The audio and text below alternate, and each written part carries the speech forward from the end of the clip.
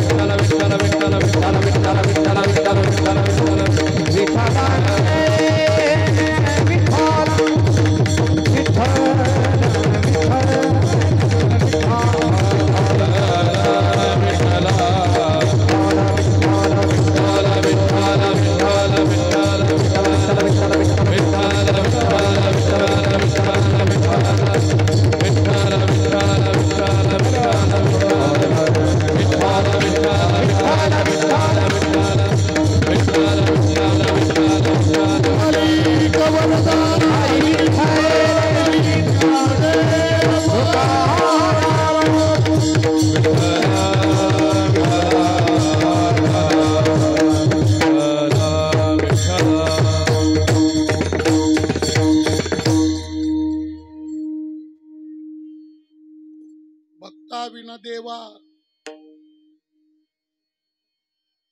Cache रूप घडे सेवा शोभविले येर येरा सोनी एके ठाई हिरा देवा विना भक्ता कोण देते निष्कामता शोभविले येर येरा सोने एके ठाई हिरा तुका म्हणे बाळ माता जैसे स्नेह जाळ शोभविले येर येरा सोने एके ठाई हिरा विठ्ठल विठ्ठल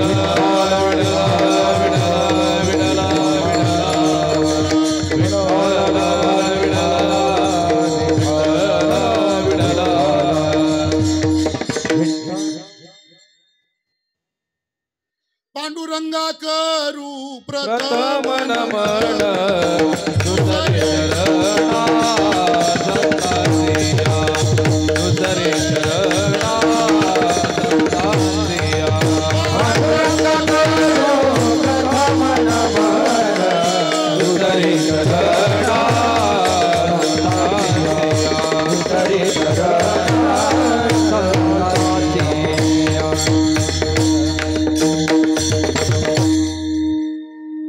जयांचे केलिया स्मरण होय सकळ विद्येंचे अधिकरण तेची वंदू श्रीचरण श्री गुरूंचे तेची नमस्कारोनी आता भक्ता विना देवा कैचे रूप घडे सेवा शोभविले येर येरा सोने एके ठाई हिरा. संत श्रेष्ठ जगद्गुरु श्री तुकाराम महाराजांचा अत्यंत गोड असा हा अभंग आहे. विठ्ठल विठ्ठल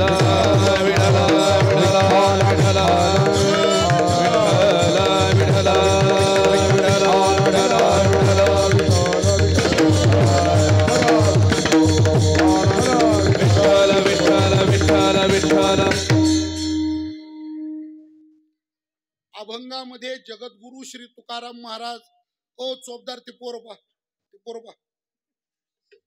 कोणाचे पाहते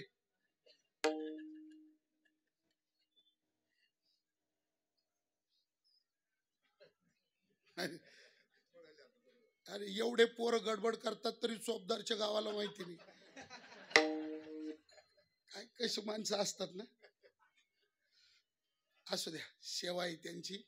पण तुम्हाला एक सांगतो चोपदार सुद्धा असा पाहिजे का त्याचं अवसान पाहून पोरग घाबरलं पाहिजे. चोपदार असा पाहिजे. नाही तर कधी कधी काय होतं पोरं चोपदाराची टिंगल करतात असा प्रकार होतो. उंदराचा सुळसुळाट झाला म्हणून मांजर पाळलं. घरात उंदराचा सुळसुळाट झाला म्हणून मांजर पाळलं. ते मांजर इतकं शांबळून निघालं उंदर त्याच्या अंगावर उड्या मारायची.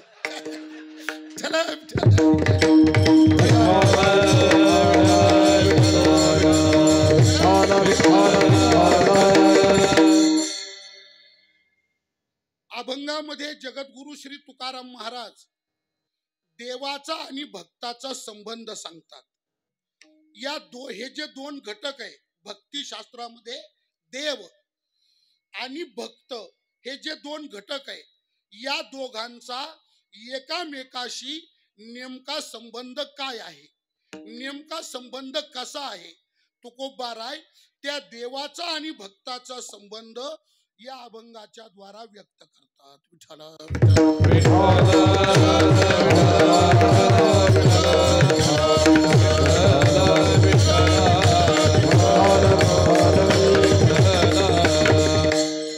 भक्तिशास्त्राच्या दृष्टीनं तीन गोष्टीचं ज्ञान महत्वाचं आहे.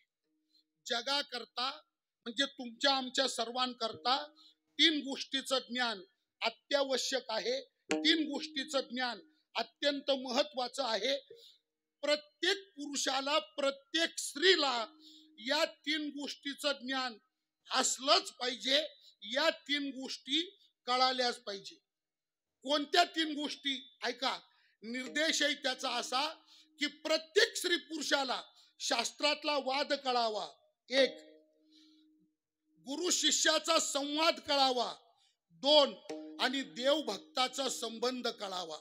शास्त्रातला वाद, गुरु शिष्य संवाद आणि देव भक्ताचा संबंध या तीन गोष्टीचं ज्ञान प्रत्येकानं होणं अत्यावश्यक आहे. पण दुर्दैव सांगतो पहा, दुर्दैव काय, बाकीचे बाहेरचे लोक मरू द्या पण जेवढे कीर्तनात स्त्री पुरुष बसले मला नाही वाटत याच्यापैकी कोणाला तरी या तीन गोष्टी माहिती असतील. करावरती हात. शास्त्रातला वाद किती जणांना कळतो, शास्त्रातला वाद किती जणांना माहिती आहे, शास्त्रवाद म्हणजे काय किती जण जाणतात, करावरती हात. गुरु शिष्य संवाद किती जणांना कळतो, करावरती हात.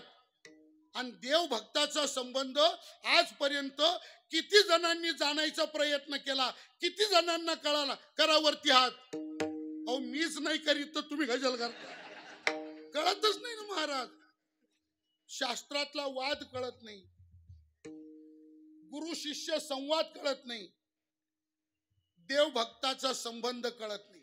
आता जाणकार ऐकणाऱ्यांच्या करता प्रश्न असा आहे का कदाचित जाणकार ऐकणारे मनातली मनात असं विचारतील, कीर्तनात बोलायचं नसतं म्हणून गप्प राहतील, पण मनातली मनात कदाचित काही असं विचारतील का हे ज्ञान का झालं पाहिजे, या 3 गोष्टीचं ज्ञान होणं गरजेचं काय. समजा नाहीच कळाल्या तर काय नुकसान आहे, आणि कळाल्याच पाहिजे तर का बरं कळाल्या पाहिजे, यांनी लाभ काय, प्रयोजन काय, काय फायदा आहे या 3 गोष्टी कळण्यामध्ये. तर ऐका, शास्त्रातला वाद ज्याला कळतो, गुरु शिष्य संवाद ज्याला कळतो आणि देव भक्ताचा संबंध ज्याला कळतो, तर शास्त्रातला वाद परतत्वापर्यंत नेतो. शास्त्रातल्या वादाचं ज्ञान परतत्वाची प्राप्ती करून देतं. गुरु शिष्य संवाद परतत्वाची प्राप्ती करून देतं आणि देव भक्ताचा संबंध परतत्वापर्यंत नेतो. परतत्वाची प्राप्ती होते या तिघांच्या जाणीवेतून, आणि म्हणून प्रत्येकाला या 3 गोष्टी कळाल्या पाहिजे. पुन्हा काही जाणकार असा विचार करतील, मग परतत्व तरी का प्राप्त करावं, तर परतत्वाची प्राप्ती आपल्या प्रत्येकाच्या जीवनात दुःखाच्या आत्यंतिक निवृत्ती करता आणि परमानंदाच्या प्राप्ती करता अत्यावश्यक आहे परतत्वाची प्राप्ती. जोपर्यंत जीवाला परतत्व स्पर्श होणार नाही, तोपर्यंत जीवाच्या ठिकाणी दुःखाची आत्यंतिक निवृत्ती नाही आणि परमानंद सिद्ध होणार नाही.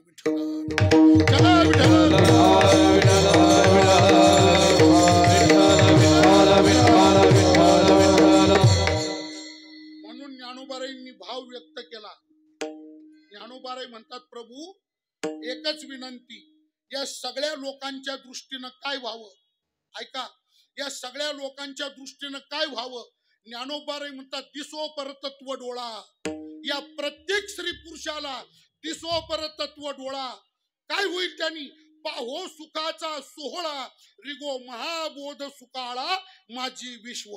परतत्व दुःखाची निवृत्ती करतं, परतत्व परमानंद प्राप्त करून देतं. म्हणून परतत्व स्पर्श त्याची प्राप्ती जीवाला महत्वाची आहे, आणि त्या परतत्वाची प्राप्ती शास्त्रवादाच्या ज्ञानाने कळते, गुरु शिष्य संवाद ज्ञानाने कळते आणि देवभक्त संबंधाने कळते. असे 3 मुद्दे या तिघांपैकी प्रस्तुतच्या अभंगामध्ये देव आणि भक्त यांचा संबंध आलेला आहे. देवाचा आणि भक्ताचा संबंध आलेला आहे. या दोघांचा एकामेकाशी नेमका संबंध काय, कसा संबंध आहे. ऐका, तुकोबारायांनी संबंध व्यक्त केला. काय महाराजांची भाषा आहे बघा, अगदी कमी अक्षरामध्ये, लक्षात घ्या, एकदम कमी अक्षरामध्ये, छोट्या शब्दामध्ये महाराजांनी देव आणि भक्ताचा संबंध व्यक्त केला. विठ्ठल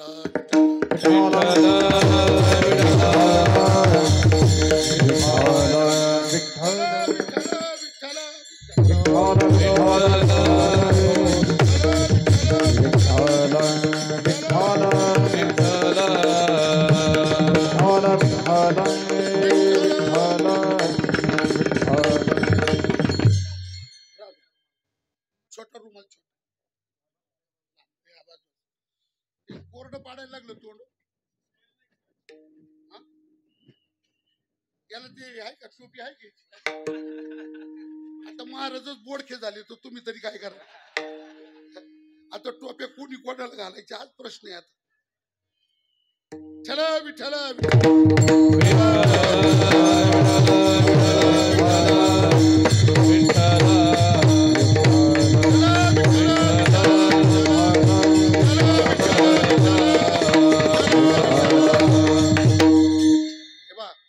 पुढे सरकून बसा.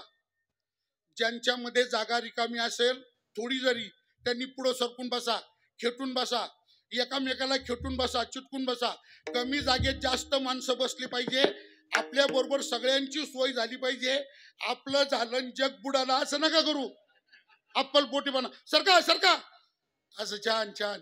पा बरं अर्ध पटांगण रिकामं झालंय माग, एवढं फटकल मारून बसणं चांगलं आहे का असं. या या या सरका. छान छान छान छान. यांना वाटलं हा बाय यांना सांगू राहिलं, तुम्ही कोणाच ऐकू राहिले. सरका सरका. विठ्ठला विठ्ठला विठ्ठला.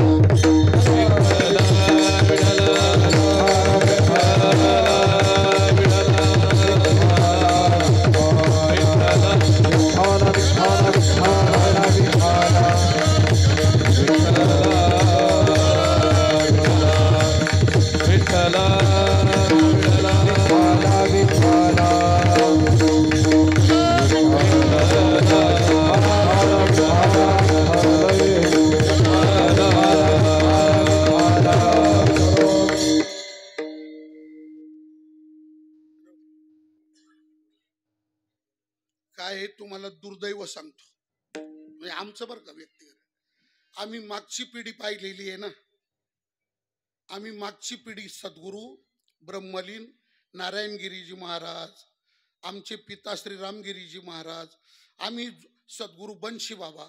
बाबा तर आम्हाला कीर्तनाच्या परीक्षेला होती 4थ्या वर्षाला. बंशी बाबा तो संदीपान महाराज नंतर आले, आमच्या नंतर आले. बंशी बाबा आमचे परीक्षक होते. आम्ही ते जुनी पिढी अनुभवलेली आहे ना. तर बाबा ब्रह्मलीन सद्गुरू नारायणगिरी महाराज 4-4 तास 5-5 तास कीर्तन करायचे. कधी पाणी प्यायचे नाही, गुळ खायचे नाही. परवानगीच नव्हती पहिली. काय करता विठ्ठला विठ्ठला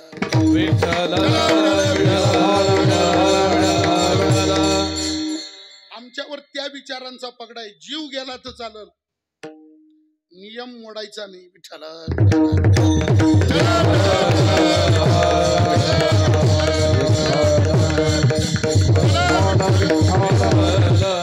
असू दे. ऐका, देव भक्ताचा संबंध सांगतात महाराज. इतका मार्मिक संबंध सांगितला कमी अक्षरात. एकदम छोटा शब्द, एकदम छोटा, कमी अक्षरात. काय संबंध या दोघांचा? तुकाराम महाराज त्या दोघांचा संबंध या अक्षरांनी सांगतात. शोभविले येर येरा, बस मिटला संबंध. येर येरा शोभविले हा देवाचा आणि भक्ताचा एकामेकाचा संबंध. याला शास्त्रामध्ये सूत्र परिभाषा म्हणतात. कमी अक्षरामध्ये जास्त अर्थाचं प्रतिपादन करणं, या प्रतिपादनाला म्हणजे या भाषेला शास्त्रामध्ये सूत्र परिभाषा म्हणतात. अल्पाक्षरम असंदिग्धम सारवत विश्वतोमुखम. अक्षर पाहिले तर एकदम कमी, अल्पाक्षरम असंदिग्धम, पण अर्थ पाहिला तर सारवत विश्वतोमुखम. याचं नाव आहे सूत्र. सूत्रम सूत्र, विदो विदुहू, याला सूत्र म्हणतात. तुकोबाराय म्हणतात या दोघांचा संबंध आहे शोभविले येर येरा, हा त्यांचा संबंध. म्हणजे कसा? या भक्ती संप्रदायामध्ये, या भक्ती क्षेत्रामध्ये देव ही भक्ताची शोभा आणि भक्त ही देवाची शोभा. देव काय करतो तर भक्तांची शोभा वाढवतो, आणि भक्त काय करतो तर देवाची शोभा वाढवतो. एकामेकाची शोभा हा त्या दोघांचा संबंध. विठ्ठल विठ्ठल.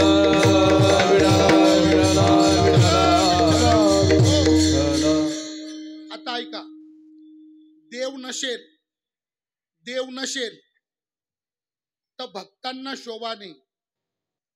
देव नसेल तर भक्तांना शोभा नाही, आणि भक्त नसतील तर देवाला शोभा. देव शोभतो भक्तांमुळे आणि भक्त शोभतो देवामुळे. जर नसेल भक्त तर देवाला शोभाच नाही. एक मिनिट ऐका, देव पंढरपुरात राहतो ही आपल्या सर्व वारकऱ्यांची मान्यता आहे, आहेच आहे. देव पंढरपुरात राहतो. तसे आपल्याकडे शेकड्यानी अभंग पण आहे, प्रमाण पण आहे. देव पंढरपुरात राहतो. पण एक मिनिट ऐका, देव पंढरपुरामध्ये राहतो. परत बोलतो, देव पंढरपुरात राहतो. पण महाराज तुम्ही आम्ही 10-10, 20-20 लाख वारकरी जर दिंड्या घेऊन पंढरपूरला गेलोच नाही तर त्याला विचारील कोण? आपल्या संतांच्या पालख्या जर आषाढी कार्तिकीला गेल्याच नाही त्याला कोण विचारतो? बडव्यांना काय घेणं आहे त्याच्याशी? म्हणजे देव पंढरपुरात राहतो. आपण 10-10 लाख 10-10, 20-20 लाख वारकरी तिथे जातो म्हणून त्याच्या हसण्याची शोभा आहे. आणि आता पुढचं ऐका, काय? आपण मार पालख्या घेऊन दिंड्या घेऊन पायी पायी प्रवास करीत पंढरपूरला गेलो. आपण 10-10, 20-20 लाख वारकरी पंढरपूरला गेलो, पण देव जर पंढरपुरात राहिलाच नाही आपल्याला विचारील कोण? पंढरपूरच्या लोकांना एवढी माणुसकी आहे का? ठला ठला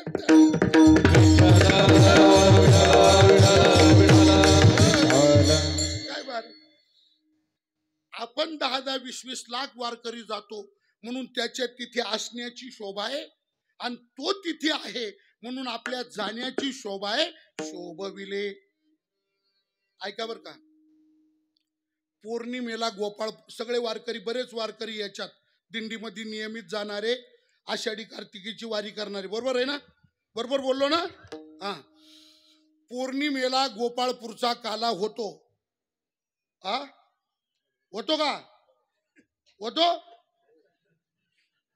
आपण राहिलो तर काल्याला होतो. आता सगळंच काम बिघडलंय. अहो, चंद्रभागेच्या अलीकडच्या दिंड्या आहे ना महाराज, कोणाकोणाची दिंडी अलीकडे राहती. अहो, हे माणसं एकादशीलाच निघून येतात. हो, मी मागच्या वर्षी एका दिंडीत कीर्तन करायला गेलो. अलीकडची चिंचोली गाव आहे ना, तिथे एका दिंडीत, त्या टाकळी मी याच्या दिंडीत कीर्तन करायला गेलो तर अवघे 40-45 माणसं, बायान माणसं, आणि त्यांच्यामध्ये कीर्तन. लोक एवढेच लोक आले का? तो म्हणे अहो 450-500 होते. मग काल एकादशी झाली गेले, एकादशीलाच रात्री काय काही, आणि द्वादशीला तर सगळं पंढरपूर ओस पडतं महाराज. द्वादशीला पंढरपुरात राहतच नाही, आळंदीत कोणी राहतच नाही. काय काय तर रात्री एकादशीलाच गावातून एकदा चक्कर मारून आला, प्रसाद बिसाद पुढा घेऊन आला, रात्री सगळं पिशवी पॅक करून वळकटी बिळकटी बांधून सकाळी एकादशी सोडायला बसताना गावाकडे तोंड करूनच बसतो. जेवून उठला का तसाच निघतो, माग पाहतच नाही पंढरपूर किती किलोमीटर. काल ऐका बर का, काल्याशिवाय वारी पूर्ण होत नाही. तुम्ही काही माना नका मानू, काल्याची लाही घेतल्याशिवाय वारीचं पुण्य मिळत नाही. एवढं वाक्य अधोरेखित करून राहू द्या. विठ्ठल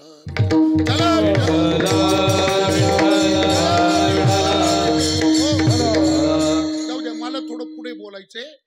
गोपाळपूरचा काला होतो पौर्णिमेला, आणि प्रतिपदेला होतो महाद्वारचा काला. महाद्वारातला काला होतो प्रतिपदेला, आणि प्रतिपदेला महाद्वारातला काला झाला की सगळ्या संतांच्या पालख्या आपापल्या स्थानी जाण्याकरता पंढरपुरातून निघतात, आणि त्या पुन्हा वाखरीला त्या पाऊतकांपाशी परत एकत्र येतात. सगळ्या पालख्या एकत्र येतात. आता ऐका, दशमीला सगळ्या संतांच्या पालख्या जशा वाखरीला एकत्र येतात, समोरून देवाचा रथ येतो त्यांचं स्वागत करण्याकरता, आणि देव सामोरा येतो आणि सगळ्या संतांना घेऊन पंढरीत जातो. तसं महाद्वारचा काला झाल्यानंतर पुन्हा देवाचा रथ वाखरीला येतो आणि सगळ्या संतांची बोळवण करतो परमात्मा. त्या प्रसंगाचं वर्णन नामदेव महाराजांनी केलंय. पाठ आहे तुम्हाला सर्वांना. त्यावेळी भगवान प्रत्येक संताच्या, प्रत्येक भक्ताच्या गळ्यात मिठी मारतो, त्यांच्या गळ्यात पडतो, मिठी मारतो, रडतो, आणि भगवान आपल्या अंतःकरणातलं गुज त्या भक्तांना सांगतो.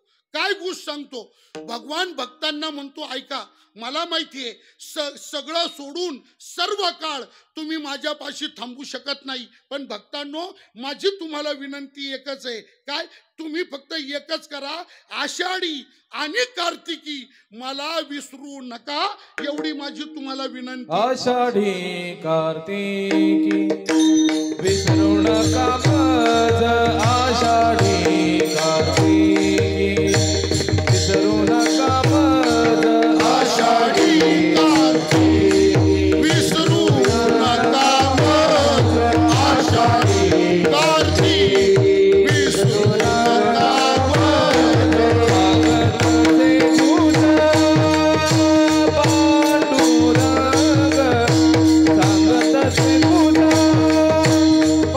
पांडुरंग पतित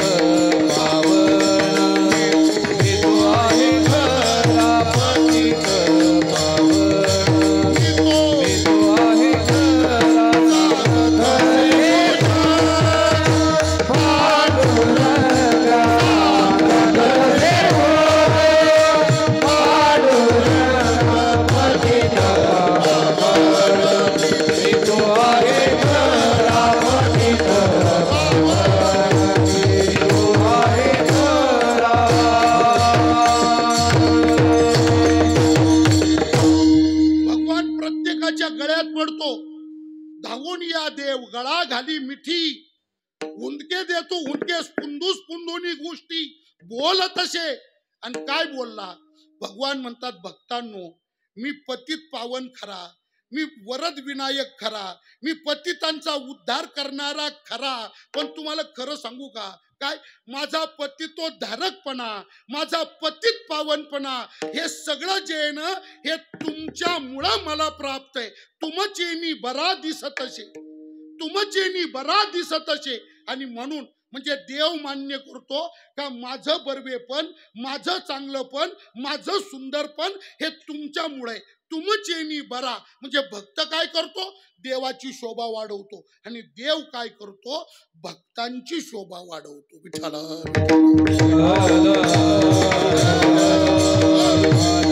महाराज या भक्ती क्षेत्रामध्ये एकामेका वाचून एकामेकाला शून्य किंमत आहे.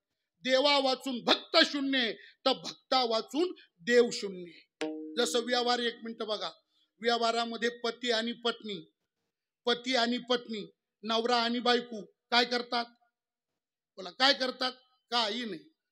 नवरा बायको काय करतात, काही नाही. मग फक्त एकच गोष्ट आहे, बायको ही नवऱ्याची शोभा आणि नवरा ही बायकोची शोभा. बायको काय करते, नवऱ्याची शोभा वाढवते, आणि नवरा काय करतो, बायकोची शोभा वाढवतो. शोभविले. तुम्हाला सांगू, संसारातलं अतिशय सुंदर नातं म्हणजे पती पत्नीचं नातं. विठ्ठल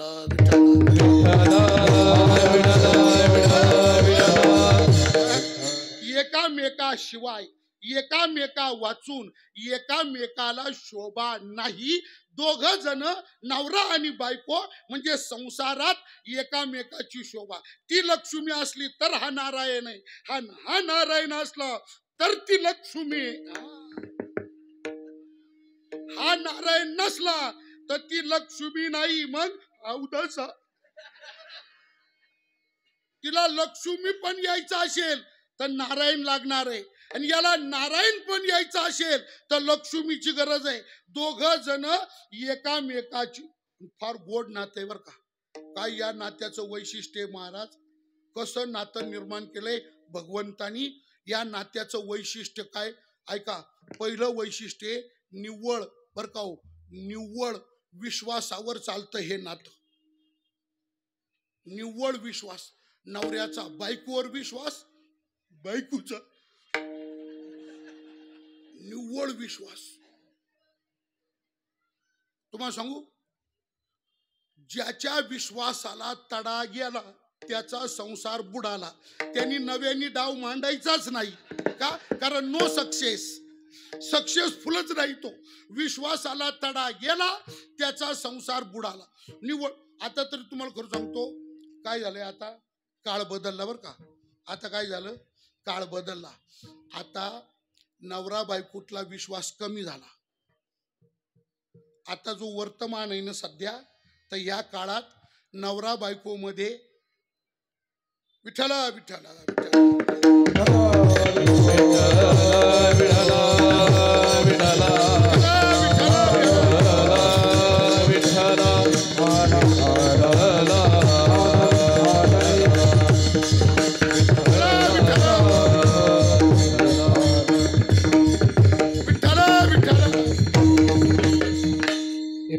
आता आपल्या सगळ्या कार्यकर्त्यांनी सूचना केलेली आहे की रस्त्यावर गाड्या लावल्यात लोकांनी, गाड्या रस्त्यावर लावल्या आणि त्याच्यामुळे ट्रॅफिक पूर्ण जाम झाली. लोक ओरडत आहेत. आणि म्हणून विनंती आहे की जे येणारे भाविक आहे किंवा जे आलेले असतील ज्यांनी रस्त्यावर गाड्या लावल्यात, आपल्याला समोर आहेर पाटलांनी तिथे 2 एकर जागा पार्किंगसाठी सोडलेली आहे. इकडे निर्मळ नानांनी त्यांच्या परिवाराने 2 एकर जागा डाव्या बाजूला आहे. आपण त्याचा लाभ घेतला पाहिजे आणि व्यवस्थेला सहकार्य केलं पाहिजे. अन्यथा रस्ता जर अडून पडला तर मला आपल्याला एक गोष्ट आवर्जून सांगायची की हा रस्ता म्हणजे बऱ्याच वेळेला रुग्णवाहिका या रस्त्यानं जास्त असतात. बऱ्याच वेळेला लोणीचे काही रुग्ण शिर्डीला न्यावे लागतात, शिर्डीचे काही रुग्ण लोणीला आणावे. आम्ही पाहतो तासाभरात एक तरी ॲम्ब्युलन्स इथून जाते. आणि म्हणून ही आपण काळजी घ्या. आपल्याला नम्र विनंती आहे, हात जोडून विनंती आहे, आमच्या वॉचमन असतील, स्वयंसेवक असतील, यांच्या सूचनेला मान द्या. दुसरी गोष्ट, इकडे महिला मंडळ बसले पण मुलं खूप दंगा करताय, तर त्यांनाही थोडंसं महिलांनी किंवा इतर स्वयंसेवकांनी थोडं थांबवावं आणि एखादा साऊंड थोडासा तिकडे वळवून द्यावा, म्हणजे त्यांना आवाज मिळेल. तो साऊंड कडेचं तिकडे वळवून द्या. क्षमस्व महाराज. सुरू करा. विठ्ठला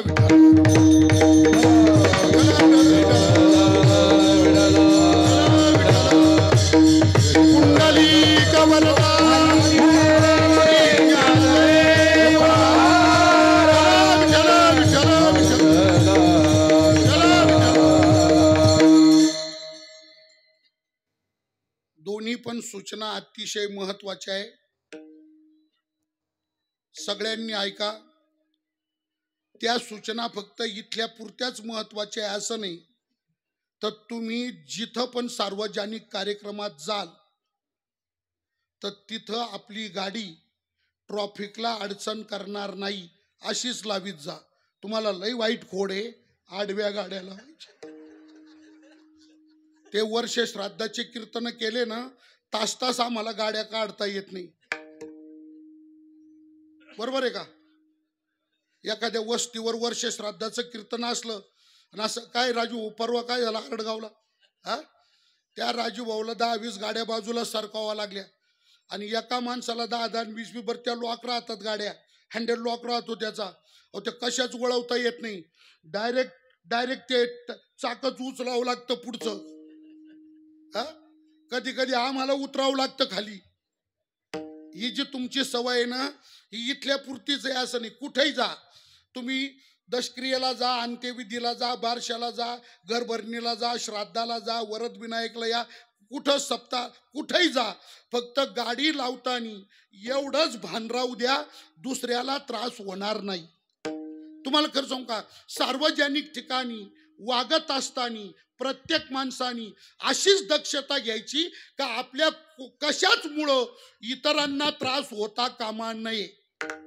ही सूचना त्यांना पण लागू आहे. ही सूचना तिकडे ते बसले ना, आपले मुलं आहे ते सांभाळणं आपली जबाबदारी आहे. आपण सोबत घेऊन आलो. आपल्या मुलांच्या गोंगाटामुळं दुसऱ्या चांगल्या ऐकणाऱ्यांचं नुकसान होऊ नये ही जबाबदारी त्यांची आहे. सार्वजनिक ठिकाणी आपल्यामुळे इतरांना त्रास होता कामा नये हा वक्तशीरपणा प्रत्येकाच्या वागण्यात असलाच पाहिजे.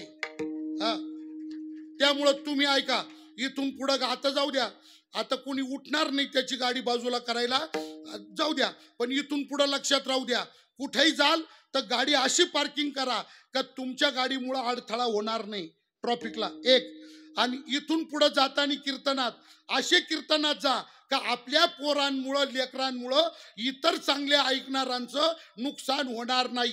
म्हणजे ज्यांनी त्यांनी आपापले मुळं आपापल्या जवळ ठेवा. लोकांना पोरं करता पोरं होती नाही. देवानी देव असे मोकार सोडणं चांगलं नाही. विठ्ठला विठ्ठला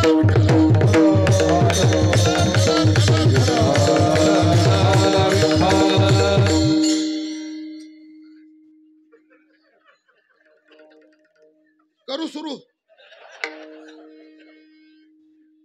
ऐका, ऐकू राहिले ना? लक्ष आहे ना? कुठपर्यंत आलं होतं?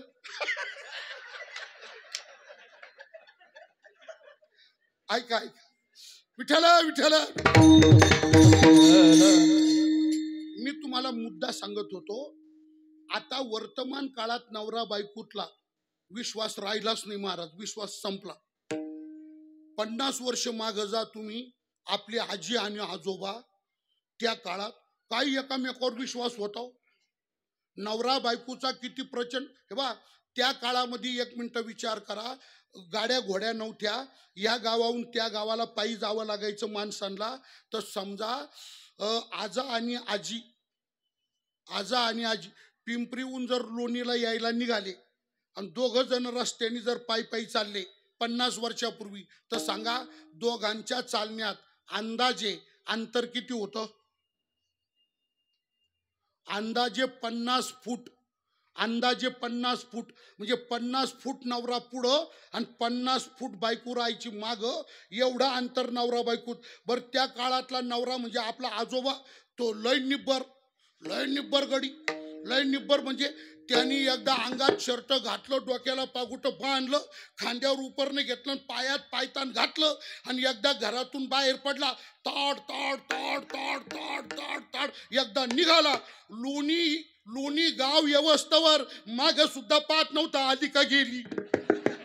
अहो त्या आपल्या आजीला म्हणजे त्याच्या बायकोला त्याच्या पाठीमाग दुडकीवर चालावं लागायचं. दुडकी दुडकी दुडकी कळती का? दुडकी दुडकी दुडकी दुडकीवर चालावं लागायचं पाठीमाग. होतं का नाही? आणि आता तुम्ही एक मिनिट पहा, लोणीतल्या लोणीत नवरा बायको या गल्लीतून त्या गल्लीत जर जायला लागले, पार एकामेकाला खेटून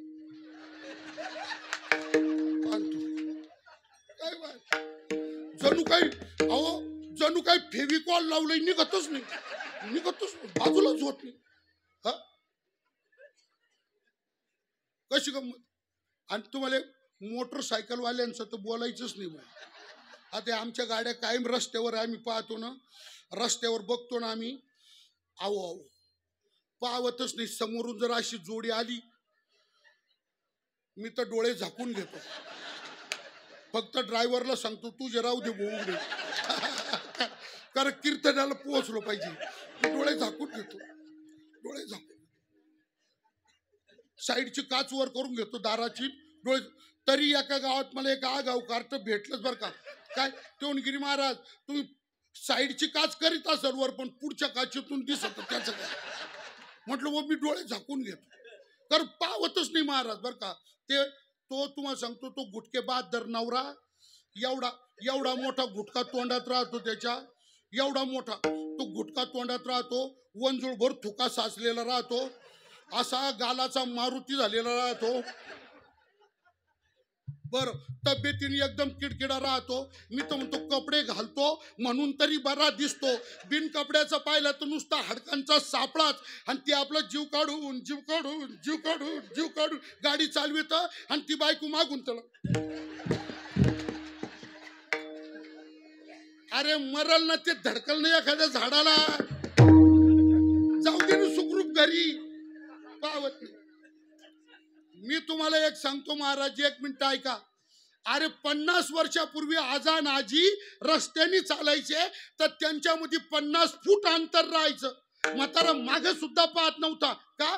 त्याच्या बाईकवर 100 नाही 100 किती टक्के विश्वास होता.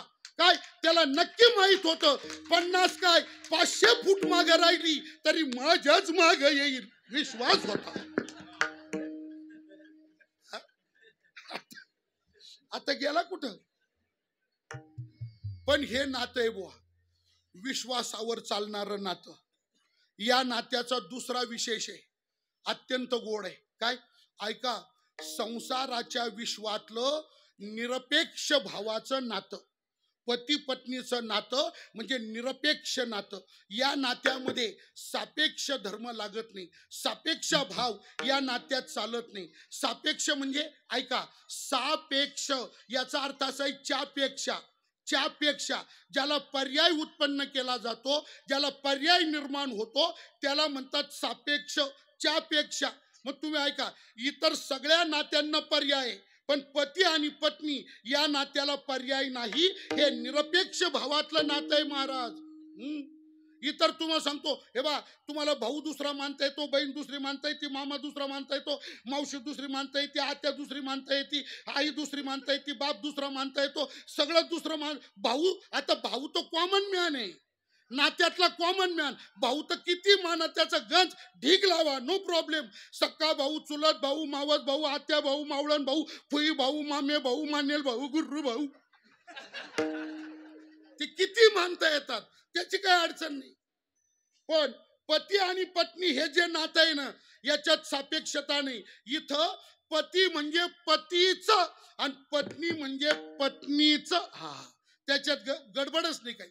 गंमत म्हणून सांगतो, ऐकून घ्या आणि सोडून द्या. टेन्शन घेऊ नका, म्हणजे लोडवर येऊ नका. फक्त ऐकून घ्या, सोडून द्या. काय, एखाद्या बाईचा बाप मेला तर आपल्यातले 10-5 जातील, तिचे डोळे पुसतील, नको रडू ताई, नको रडू, आम्ही आहे ना बापाच्या जागी, चालतं. एखाद्या बाईचा भाऊ मेला, 10-5 जातील, नको रडू ताई, आम्ही आहे ना भावाच्या जागी, चालतं. या बाई, आता मी बोललो तरी का अजून काही? काय झालं तुम्हाला? मी काय बोललो का? पण महाराज, एखाद्या बाईचा नवरा मेला आणि आपल्यातला आगाव 150 तिथे गेला, नका रडू ताई, नका रडू, आहा नका रडू. तेवढ्या दुःखाच्या प्रसंगात चपलीने मारील ती. म्हणजे या नात्याला, या इथं काय महाराज, पती म्हणजे पतीच, पत्नी म्हणजे पत्नीच, काय गोड नातं आहे. आणि काय करतात हे दोघं? काही नाही, हे दोघं फक्त एकामेकाची शोभा, दुसरं काही नाही. तुम्ही एक मिनिट ऐका. काय, हिंदू धर्मामध्ये पत्नी म्हणजे बायको जर आधी मेली तर एकटी मरत नाही. परत ऐका, बायको अगोदर गेली तर एकटी मरत नाही. नवरा अगोदर गेला तर एकटा मरत नाही. मग बायको मरते तर नवऱ्याचा नवरेपणा घेऊन जाते, नवरा मरतो तर बायकोचा बायकोपणा घेऊन जातो. म्हणून आपल्या धर्मामध्ये नवरा आधी मेला तर बायको होते विधवा. आता ती पत्नी नाही, आता ती भार्या नाही, आता ती जाया नाही, आता ती बायको नाही. मग आता कोण आहे ती? फक्त विधवा. आणि बायको जर आधी वारली तर तो नवरा बनतो विधूर. विधूर. पण तुम्हाला सांगतो ऐका, विधवेचं जगणं अशोभनीय आहे. परत ऐका, विधवेचं जगणं अशोभनीय आहे, विधुराचं जगणं अशोभनीय आहे. विधवेच्या जगण्याला शोभा नाही तर विधुराच्या जगण्याला शोभा नाही. बरोबर. तुम्ही म्हणा गिरी महाराज, विधवा आणि विधुर यांचं जगणं अशोभनीय असेल तर ते का जगतात? तर याचं उत्तर एकच आहे, मरण येत नाही म्हणून. त्यांना प्रत्येक दिवस मृत्यूची वाट पाहतच जगावं लागतं, अन्यथा त्यांचं जगणं अशोभनीय आहे. पत्नी नसेल तर पतीला शोभा नाही, आणि पती नसेल तर पत्नीला शोभा नाही. मग व्यवहारामध्ये जसं पती आणि पत्नी एकामेकाची शोभा, तसं भक्ती क्षेत्रामध्ये देव आणि भक्त एकामेकाची शोभा. विठ्ठल विठ्ठल. अजून ऐका, अजून ऐका, गोड आहे. शशिनाच निशा निशयाच शशी, शशिना निशयान विभाती नरा. ऐका, काळी कुट्ट रात्र असावी, काळी कुट्ट रात्र असावी, आणि त्या काळ्या कुट्ट रात्रीमध्ये पांढरा शुभ्र चंद्र असावा. काय घडतं? काय घडतं? चंद्राचा पांढरा रंग रात्रीच्या काळ्या रंगाला शोभवतो, आणि रात्रीचा काळा काळा रंग चंद्राच्या पांढऱ्या रंगाला शोभवतो. शोभविले येरा येरा. अजून ऐका, पयशे कमलम कमलेन पयः. कमल असावं, कमळाचं फुल असावं, आणि पाण्यात असावं. काय होतं? कमळाच्या फुलामुळं पाणी शोभतं, पाण्यामुळं कमळाचं फुल शोभतं. पाणी कमळाला शोभवतं, कमळ पाण्याची शोभा वाढवतं. शोभविले येरा येरा. या धर्म मंडपात इथे तुमचं आणि माझं नातं तसंच आहे बुवा. काय नातं? इथे तुमच्यामुळं मला शोभा, आणि माझ्यामुळं तुम्हाला शोभा. शोभविले येरा येरा. इथे कसं आहे ऐका, तुम्ही सर्व वक्ते आहात, तुम्ही सर्व श्रोते आहात, तुम्ही सर्व श्रोते आहात म्हणून मी आहे वक्ता. तुम्ही आहात श्रोते म्हणून मी आहे वक्ता, आणि मी आहे वक्ता म्हणून तुम्ही आहे श्रोते. तुम्ही नसले तर मला काय किंमत, आणि मी नसलो तर तुम्हाला काय किंमत? समजा एवढं मंडप भरून तुम्ही सगळे आले, आणि मी जर आलोच नसतो तर दांडीच मारली असती, तर तुमच्या येण्याला शोभा नाही. आणि मी तर आलो फेटा बिटा बांधून मस्त झकपक, मी तर आलो आणि तुम्ही कोणीच आले नाही. मग मी एकटा काय करू? कापडाला कीर्तन सांगू का मांडवाच्या? मग इथं तुमच्यामुळं माझी शोभा, माझ्यामुळं तुमची शोभा, आपण दोघं म्हणजे एकामेकाची शोभा. पुन्हा ऐका, तुम्ही श्रोते आहात म्हणून मी कोण आहे? वक्ता. शब्द लक्षात घ्या, अक्षरावर लक्ष द्या. तुम्ही श्रोते आहात, म्हणून मी कोण आहे? वक्ता. वक्ता म्हणजे मी क काढला, तो क तलवारीच्या तला जोडला आणि क तला जोडून त्याला काना दिला, अक्षर काय झालं? क्ता. क्ता. क्ता. क्ता म्हणजे क अर्धा म्हणायचा आणि ता पूर्ण म्हणायचा. क्ता. त्याच्या पुढे व ते दोघं एकत्र केले आणि त्याला रेग मारून दिली. आता शब्द काय झाला? वक्ता. मग तुम्ही श्रोते आहात म्हणून मी कोण आहे? वक्ता. आणि तुम्ही नसले आणि मी जर एकटाच असलो तर मग मी मात्र वक्ता. येतं लक्षात? आलं लक्षात? आता मी काय केलं? तलवारीचा त काढला आणि टरबुजाचा ट लावला त्याला, वकला. वक्ता म्हणजे आपण दोघं जशी एकामेकाची शोभा शोभविले येर येरा. मग तसंच आहे महाराज, अभंगामध्ये महाराजांनी उदाहरण दिलंय. काय उदाहरण दिलं? शोभविले येर येरा, शोभविले येर येरा,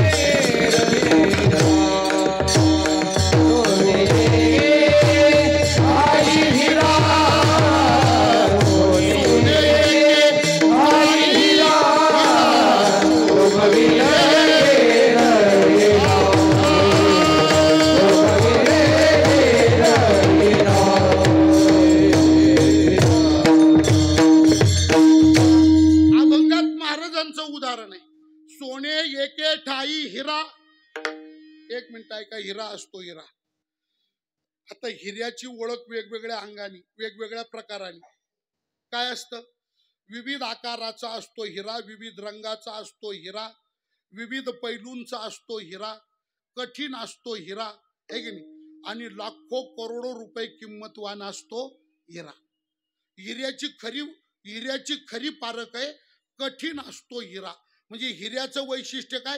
हिरा भंगत नाही. आयरनीवर ठेवला आणि वरून घनाचा घाव मारला तरी हिरा फुटत नाही, हिरा भंगत नाही. उलट सांगतो तुम्हाला, काय तुम्ही किती टोले मारा, आयरनीवर ठेवून हिऱ्यावर 100 टोले मारा, तो हिरा आयरनीत घुसला पण फुटला मात्र तोची मोल पावे खरा, तोची मोल पावे खरा, तोची मोल पावे खरा, तोची मोल पावे खरा. करणीचा होय चोरा, करणीचा होय चोरा, तोची मोल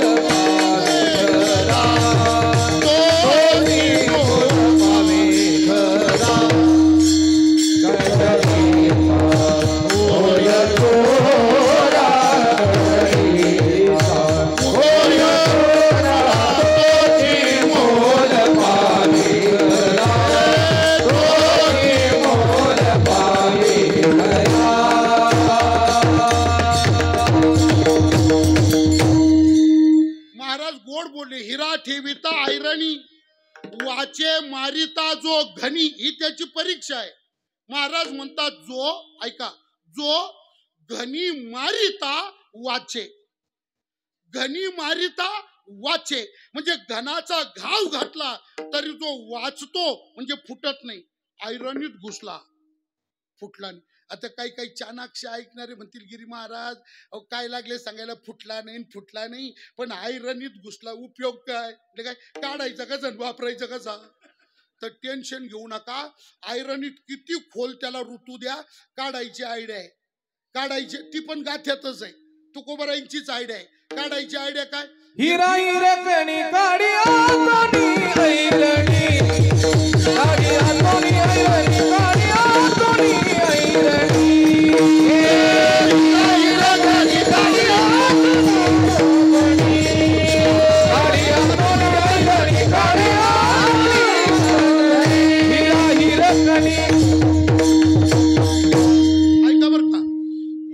हिऱ्यामध्ये सुद्धा दोन जाती, नर आणि मादी.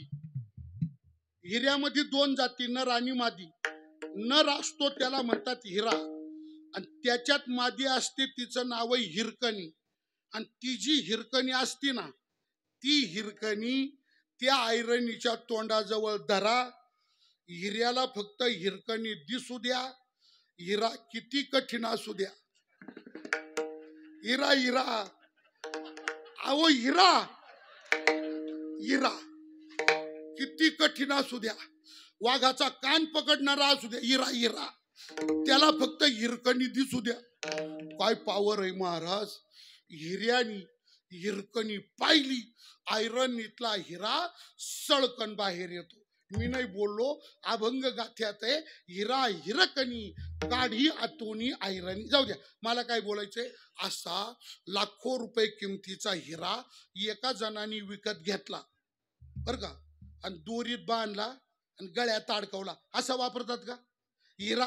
दोरीत बांधला आणि गळ्यात अडकवला, हिरा असा वापरतात का? नाही. मग जेव्हा हिऱ्याकडून हिरा घ्यायचा, तो सराफाच्या पिढीवर सोनाराच्या दुकानात न्यायचा, सोनाराला हिरा दाखवायचा, सोनार त्याचे सगळे पैलू पाहतो, आकारमान पाहतो, आणि त्याच्या आकाराचं सुंदर 100 नंबरी सोन्याचं पिवळं पिवळं धमक सोन्याचं सुंदर नक्षीदार कोंडण तयार करतो, त्याच्यात हिऱ्याला फसवतो, सुंदर त्याची अंगठी बनवतो, आणि त्याला शेवटचा पॉलिशचा हात मारतो, आणि एकदा त्याला पॉलिश झाली का दोन्ही चमकायला लागतात.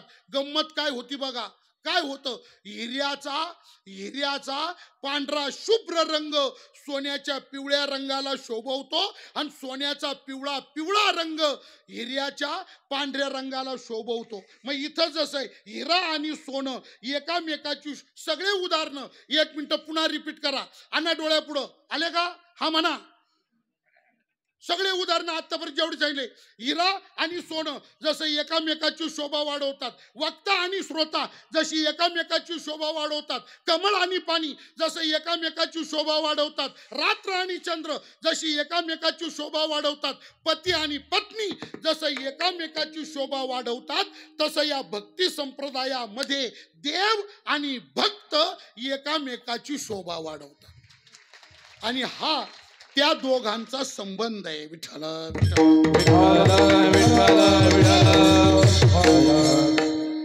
महाराज, भक्ताची सगळी श्रेष्ठता देवामुळे असते, आणि देवाचा सगळा मोठेपणा देवाला त्याच्या भक्तांमुळे असतो.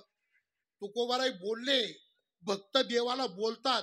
भक्त लुचूपुचूपणा करीत नाही, घाबरत नाही. भक्त म्हणतात, देवा 1 मिनिट ऐक, तू किती बडाया सांगितला, गतीर भरता प्रभू साक्षी निवास अमक तमक ढमक, तू काही सांग, पण 1 मिनिट ऐक देवा. काय? हा तुझा सगळा मोठेपणा, हा तुझा सगळा मोठेपणा तुला फक्त आमच्यामुळं मिळालाय, कधी विसरू नको. अमुचिया भावे तुझ देवपण, अमुचिया भावे तुझ देवपण,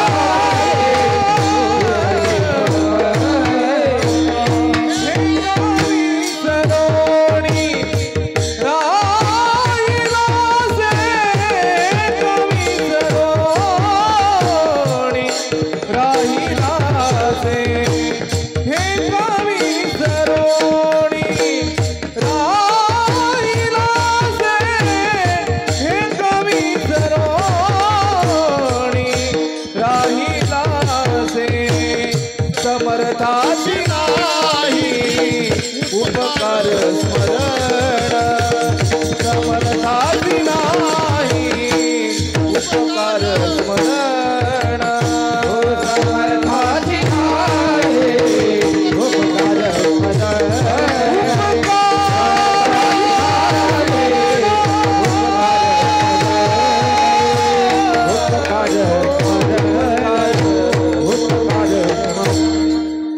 महाराज देवाला स्मरण करून देतात. आमुची भावे तुझ देवपण विसरायचं नाही. एका विसरून काय मोठ्या माणसांना वाईट खोड राहते. देवाबद्दल चाललंय ती.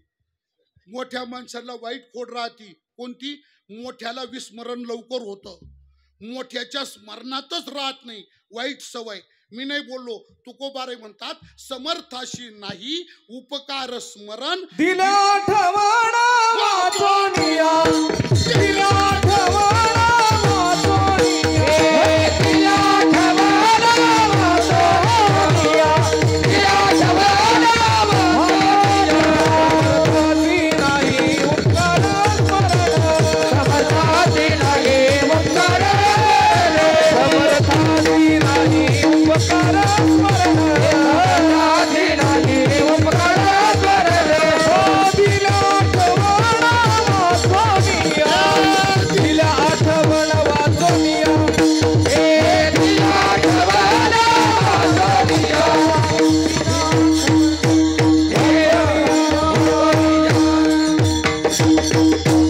तेव्हा ऐका, सोनं आणि लोखंड असं मातीत पडलेलं होतं. आता मातीत सोनं किती वर्ष राहिलं? शेकडो हजारो वर्ष. सोन्याला काही होत नाही, जसं तसं राहत. लोखंड दम धरीत नाही, लोखंड गंजतं, काळं पडतं. ते सोनं लागलं लोखंडाला हिनवायला. सोनं लोखंडाला हिनवायला लागलं. सोनं त्या लोखंडाला म्हटला लोखंड्या, म्हटला भंगार काळ्या. अरे तू म्हटला जिंदगीवर तुझ्या काळ्या, म्हटला भंगार लोखंड्या. माणसाने मिळालेलं जीवन आयुष्यामध्ये जगावं. शान से जिना मागता है, भंगार म्हटला काळ्या. बघ म्हटला माझा थाट बघ, सोनार दागिने करतो तर मला काचेच्या कपाटात ठेवतो. रस्त्याने ह्या बाया जातानी नका का घेणं होईन, पण बघ सोनं म्हणतंय लोखंडाला, भंगार म्हटला काळ्या. आणि जी बाई किडूक मिडूक दागिन्याच्या रूपात मला घेती, जेव्हा मोजमाप करून तिच्याकडे दिलं जातं तर पाय माझा थाट पाय, म्हटला ए थाट पाय माझा. काय? मला बसायला प्लॅस्टिकची डबी आणि प्लॅस्टिकच्या डबीत वेल्वेटची गादी. भंगार म्हटला काळ्या.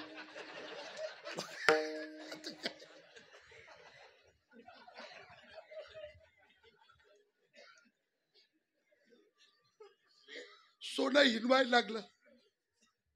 बघ म्हटला. त्याचं खूप बोलणं त्या लोखंडाने ऐकलं. सगळं ऐकून झाल्यावर लोखंड म्हणे तुझं आटोपलं का?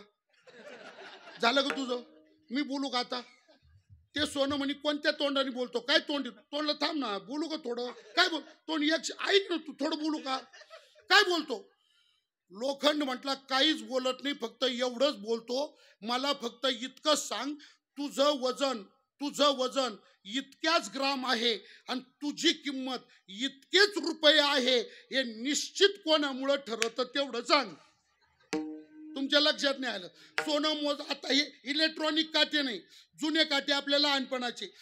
धारवाड काटा. सोनं मोजायचा जो काटा आहे की नाही, त्याचे दोन्ही पारडे कशीचे? लोखंडाचे. त्याला जोडले साखळ्या कशीचे? लोखंडाच्या. वर आडवी दांडी कशीचे? लोखंडाची. त्याच्यावर कडी कशीचे? लोखंडाची. इकडे तिकडे सरकणारा काटा कशाचा आहे? लोखंडाचा. एका पारड्यात सोनं टाकलं तर दुसऱ्या पारड्यात जे ग्रॅमचं माप टाकतात ते माप कशाचं आहे? लोखंडाचं. आणि मग लोखंड म्हटलं बेट्या, माझ्याशिवाय जर तुझं पानच हलत नाही तर वर तोंड करून बोलत कोणाला? सोनिया. कोणाला आजूकी सांगतो तू? अरे हा मोठेपणा कोणापासून तुला? तुकाराम महाराज म्हणतात ठीक आहे, तुझी सवय वाईट आहे तेवढी मला मान्य आहे, का आठवण करून दिल्याशिवाय तुम्हाला स्मरण होत नाही. पण एक लक्षात ठेव देवा, तुझा सगळा मोठेपणा तुला आमच्यामुळं मिळाला, कधी विसरू नको. मग भक्त काय करतात, सगळा मोठेपणा देवाला प्राप्त करून देतात आपल्या भक्ती सामर्थ्याने आणि जगात त्याची शोभा निर्माण करतात. मग काय शोभा वाढवतात, भक्त देवाची शोभा वाढवतो. भक्त पण महाराज, भक्त देवाची नेमकी काय शोभा वाढवतो तर ऐका, भक्त आपल्या भक्ती सामर्थ्याने, आपल्या भावबळाने, आपल्या प्रेमाने, भक्ती प्रेमाने भक्त काय करतो तर निर्गुण परमात्म्याला सगुण साकार बनवतो आणि त्याची सेवा करून जगामध्ये त्याचा महिमा, त्याची शोभा वाढवतो. भक्त देवाची ही शोभा वाढवतो. म्हणजे एक मिनिट ऐका बर का, या जगात भगवंताला, या जगात देवाला भक्तांशिवाय दोन गोष्टी अशक्य आहे.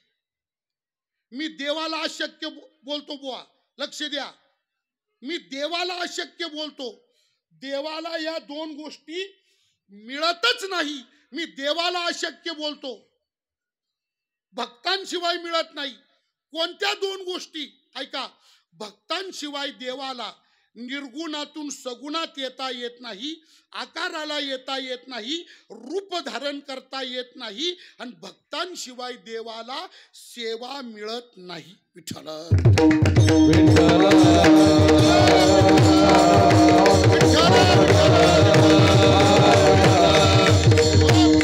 मग भक्त काय करतो, आपल्या भक्ती सामर्थ्याने निराकार परमात्म्याला सगुण साकार करतो, त्याची सेवा करून जगामध्ये त्याचा महिमा वाढवतो. महाराज ही गोष्ट अभंगाच्या पहिल्याच्या. भक्ताविन देवा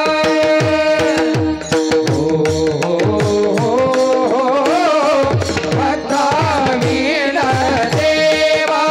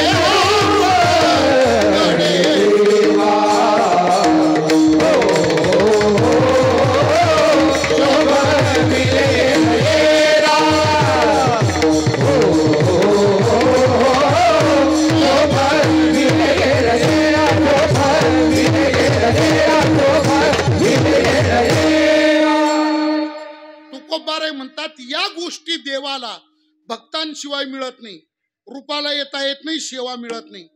भक्ताविन देवा कैचे रूप, भक्ताविन देवा रूप कैचे, भक्तांशिवाय रूप नाही त्याला, भक्तांशिवाय आकारालाच येता येत नाही. अहो पण उपनिषद वेगळंच बोललो ना महाराज. उपनिषद काय बोललो, उपनिषद बोललो की तो एकटाच होता, त्याला अनेक होण्याचा संकल्प स्फुरला आणि त्याच्या संकल्पाने तो निर्गुणाचा सगुण झाला, असं उपनिषद बोलतो. एकोहम बहुश्याम प्रजाएव, एकोहम एकच होता, बहुश्याम त्याला बहु होण्याची भावना, इच्छा निर्माण झाली आणि त्याच्याच इच्छेनं, त्याच्या संकल्पाने तो अनेक झाला, म्हणजे सगुण साकार झाला. एक मिनिट ऐका, आपल्या महाराष्ट्रीय वारकरी संप्रदायातल्या संतांनी उपनिषदाचं मत डावललं नाही, ते पण मान्य केलं, गीतेचं मत मान्य केलं आणि भक्तिशास्त्रीय मत सांगितलं का देव कोणताही अवतार घेवो त्याला कारण फक्त त्याचा भक्त, बाकी काही नाही. विठ्ठल उपनिषदाचं कारण संतांनी अमान्य कुठे केलं महाराज? मानलंय ना, त्यांनी मान्य केले, ते सुद्धा कारण मानलंय संतांनी. विठ्ठल विठ्ठल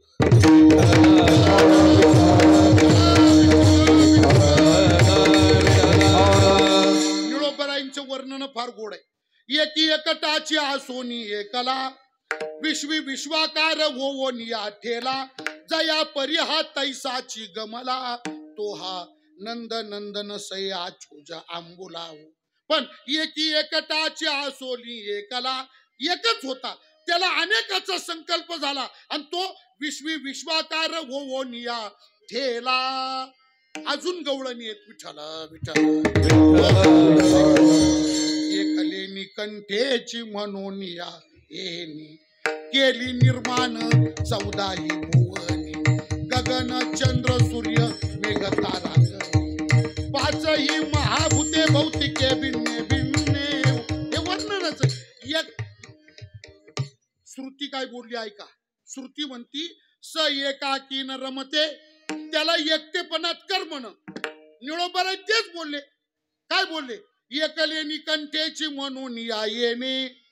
त्याच्या संकल्पानी म्हणजे ते कारण संतांनी मानलंच, अमान्य केलं नाही. विठ्ठल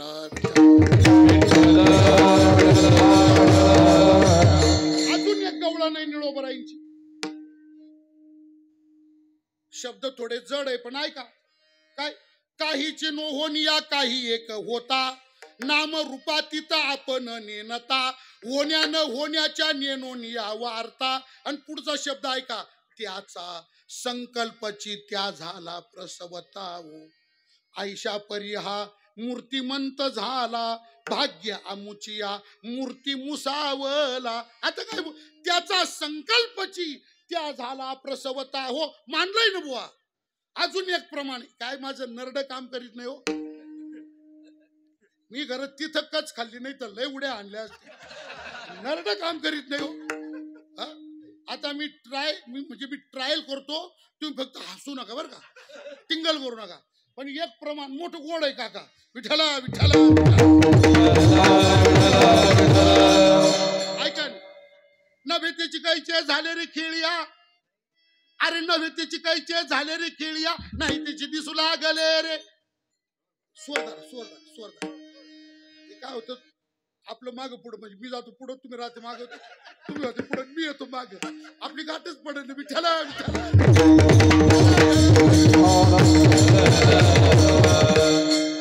मगाच्या प्रमाणाला तो तेच झालं सुनील भाऊ. आहे ना तुमच्या आलं लक्षात? बरं बरं. असं आपण एकाच भागातले सगळे काय ऐका बरं का. नव्हे त्याची काही चे झाले रे खेळिया, नाही त्याची दिसू लागले रे. आरूप होते ते रूपाशी आले, जीव शिव नाम पावले रे. आपुलीच आवडी धरून खेळिया, आपापना ते व्याले रे. जोपनाकारने केली बायको, तिने एवढे वाढविले रे. म्हणून म्हटलं हसू नका. बरोबर आहे का नाही? शब्द काय इथं? आपुलीच आवडी धरून खेळिया, आपना ते व्याले रे. त्याच्या संकल्पाने साकार झाला. उपनिषद बोलतो धर्मसंस्थापना, भक्तरक्षण, दुष्ट निर्दाळन. गीता बोलते. पण तुकोबाराय म्हणतात भक्तिशास्त्र सांगतं गड्या काही असू द्या, पण त्याला निर्गुणातून सगुण व्हायचं असेल तर एकच कारण, आणि ते कारण म्हणजे त्याचे भक्त. भक्तांशिवाय त्याला निर्गुणातून सगुणात येता येत नाही. हेच कर. तुका म्हणे भिडा भक्तीची भक्तीची, तुका म्हणे भिडा भक्तीची भक्ती.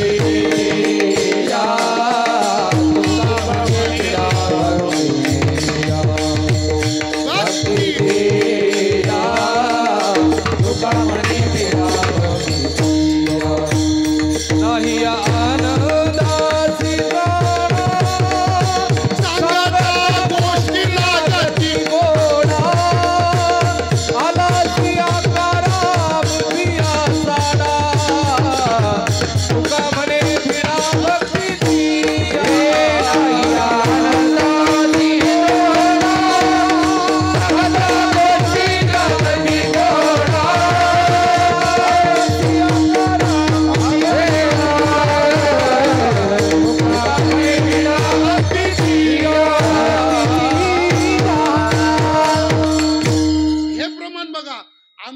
चाडा आकारा आलाशी, भक्तीची या भिडा आकारा आलाशी. मग तुकोबाराय म्हणतात तुम्ही काही माना न माना, भक्ती शास्त्रात एकच सिद्ध आहे, भक्ताविन देवा कैचे रूप.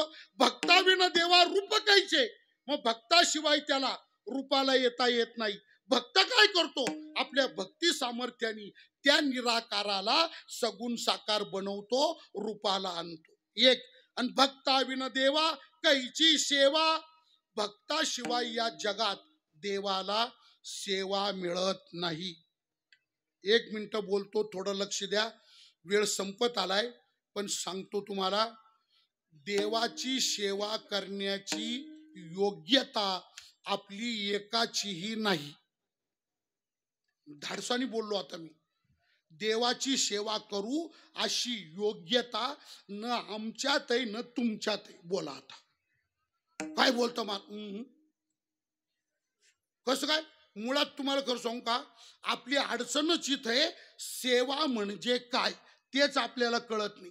आपण ज्याला सेवा समजतो ती देवाची सेवा नाही, आणि देवाची जी सेवा आहे ती आपल्याला कोणाला कळतच नाही. काय अडचण आहे बुवा? तुम्ही देवाची सेवा कशाला समजता? त्याला शुद्ध पाण्याची आंघोळ घालणं म्हणजे सेवा, पंचामृताची आंघोळ घालणं म्हणजे सेवा, पुन्हा शुद्धोदक घालणं म्हणजे सेवा, उष्णोदक म्हणजे सेवा, शीतोदक म्हणजे सेवा, त्याचा अंगचा पुसणं म्हणजे सेवा, त्याच्या अंगाला अत्तर लावणं म्हणजे सेवा, त्याला भारी भारी मखमलीचे कपडे घालणं म्हणजे सेवा, त्याच्यावर त्याला अलंकार वगैरे अर्पण करणं म्हणजे सेवा, भारी भारी फुलांच्या माळा घालणं म्हणजे सेवा, त्याला केशर कस्तुरी टिळे लावणं म्हणजे सेवा, त्याला गावरान तुपाचा नैवेद्य दाखवणं म्हणजे सेवा, त्याच्या पुढे सफरचंद चिकू आमकं टमकं चांगले चांगले फळं ठेवणं सेवा, त्याच्या पेटीत नोटा कोंबणं सेवा, त्याच्या पेटीत सोनं कोंबणं, याला तुम्ही सेवा म्हणता ना? तुम्हाला खरं सांगू का, ही देवाची सेवा नाहीच.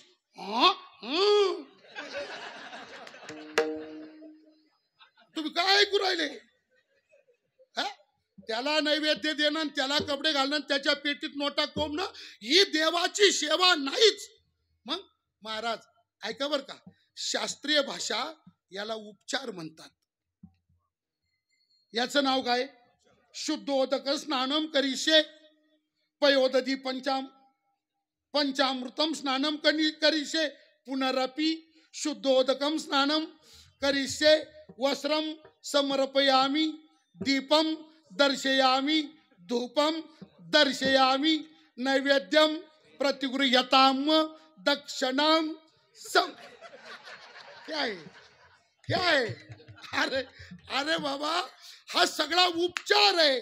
अहो, उपचार म्हणजे सेवा नाही, सेवा म्हणजे उपचार नाही. उपचार वेगळा आणि सेवा वेगळी. आपण येडे उपचाराला सेवा म्हणून चाललाय तडाका. महाराज सेवा कशा? सेवा अवघड आहे. एक श्लोकाचा शेवटचा पाद आहे, मला आधीच लक्षात येणं, पण शेवटचा पाद आहे. तो पाद असं सांगतो, सेवा धर्म परम गहनो योगिनामप्यगम्या. सेवा धर्म परम गहनो. सेवा धर्म अवघड आहे बुवा. आता जाऊ द्या, मी वेळ संपलाय, शॉर्टकट मारतो, फक्त एकच लक्षात आणून देतो, लक्षात येईल तुमच्या. ऐका बर का, तिचं नाव सेवा, त्याला म्हणतात सेवक. बर का, कोण? सेवा केली फक्त हनुमंतरायांनी आणि केली फक्त प्रभू रामचंद्रांची. बस, तिचं नाव आहे सेवा आणि त्याला म्हणतात सेवक. रामरायाच्या सेवका. तुम्हाला सांगा, अरे स्वामीच्या मालकाच्या कामाकरता स्वतःचा जीव द्यायची पाळी आली तरी सुद्धा जो माग हटत नाही त्याला म्हणतात सेवक, आणि त्याच्या द्वारा घडते तिला म्हणतात सेवा. इथं तर चंगरा चंगरी झाली का? चाल मधू, आपली गाडी पाय कुठं? चंगरा चंगरी. देवा करता आपल्या जीवाचं बलिदान देतो, मागे हटत नाही, त्याला म्हणतात सेवक. आणि तुम्ही बघा प्रसंग कसे आहेत बघा, प्रसंग गोड आहे. त्या आईमाई रावणांनी रामाला पाताळात नेलं.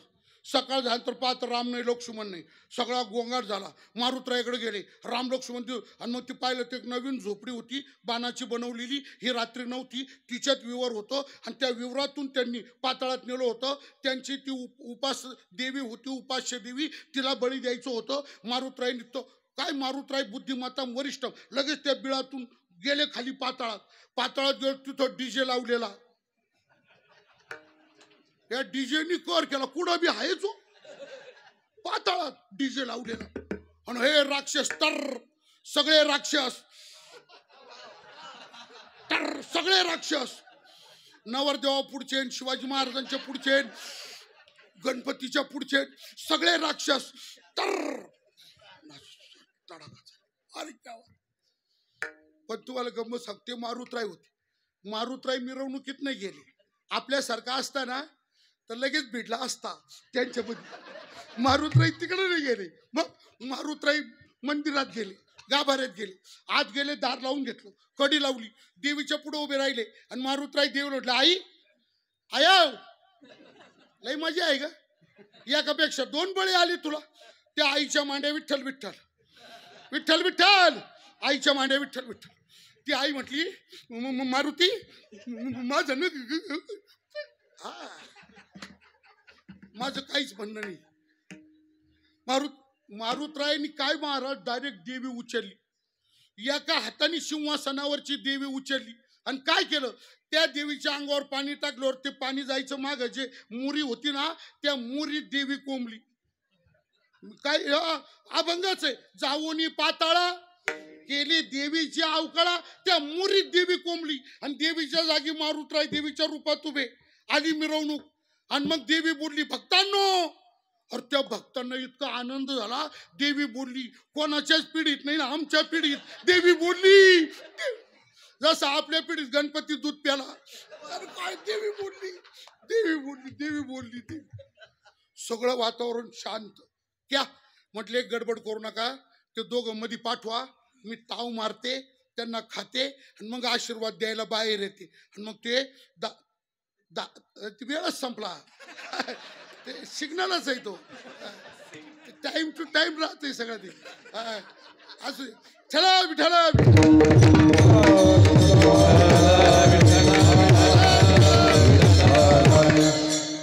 आणि तुम्हाला दुसरी गोष्ट सांगतो तुम्ही जे हसले ना मी तुम्हाला जसं वाटतं तसं इथं नाहीये तुम्हाला वाटतं तसं नाहीच आहे म्हणजे माझी ढेरी मोठी नाही उपरणं नाही